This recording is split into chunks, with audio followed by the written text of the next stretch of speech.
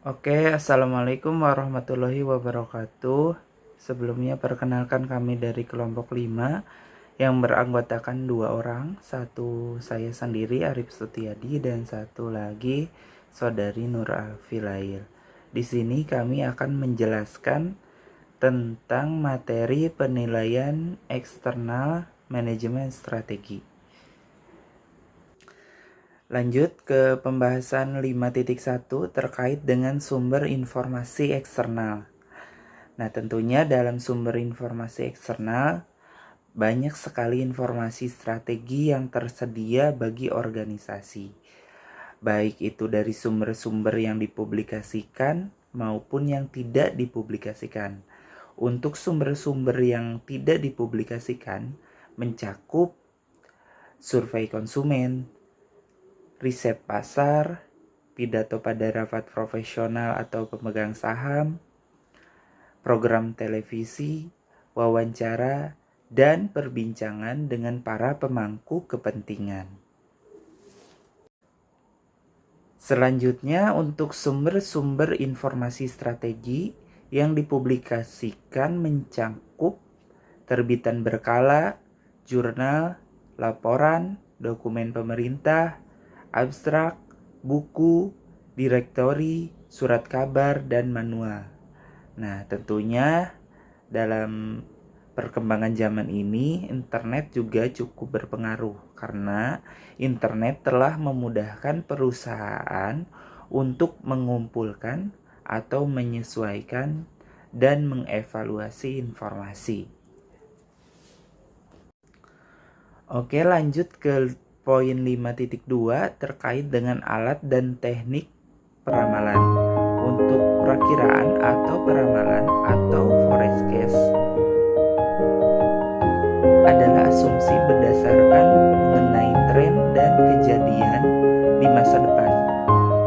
Jadi meramalkan atau memprediksikan kejadian di masa depan. Pembuatan ramalan merupakan sebuah aktivitas yang kompleks karena berbagai faktor seperti inovasi teknologi, perubahan budaya, produk baru, layanan yang lebih prima, pesaing yang lebih kuat, pergeseran dalam prioritas pemerintah, pergeseran lain-lain sosial, kondisi ekonomi yang tidak stabil, dan kejadian-kejadian yang tidak diprediksi sebelumnya.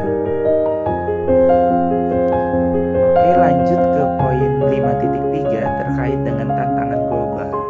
Pesaing asing menggempur banyak perusahaan Amerika Serikat di berbagai industri. Dalam pengertian yang paling sederhana, tantangan internasional yang dihadapi oleh perusahaan-perusahaan tersebut ada 2. 1. Bagaimana meraih dan mempertahankan ekspor ke negara lain. 2. Bagaimana mempertahankan pasar domestik dari barang-barang impor. Sebuah sistem ekonomi dan moneter dunia sedang muncul perusahaan dari setiap penjuru dunia mencoba mengambil keuntungan dari peluang yang ada untuk berbagai manfaat dari perkembangan ekonomi dunia.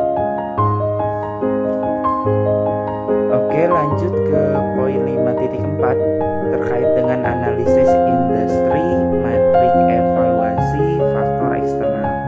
Metrik evaluasi faktor eksternal atau external factor evaluation (EV Metrics) memungkinkan para penyusun strategi untuk meningkatkan atau meringkas dan mengevaluasi informasi ekonomi, sosial, budaya, demografis, lingkungan, politik, pemerintahan, hukum, teknologi, dan kompetitif.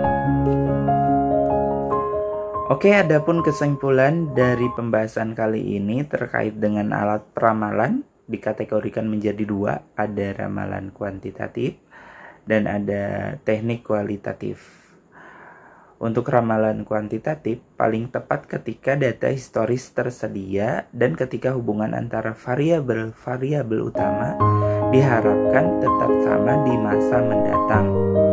Sebagai contoh, regresi linier atau linear regression didapatkan pada asumsi bahwa masa depan akan sama persis dengan masa lalu, yang tentu saja tidak akan pernah, oleh karena hubungan historis menjadi semakin tidak stabil, ramalan kuantitatif menjadi semakin tidak akurat.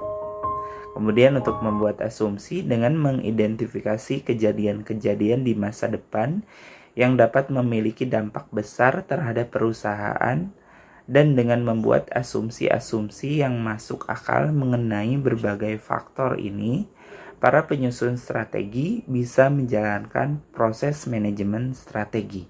Terima kasih. Sekian dari kelompok kami. Lebih kurangnya mohon maaf atas segala kekurangan. Lebihnya itu dari Allah. Terima kasih atas perhatiannya. Wassalamualaikum warahmatullahi wabarakatuh.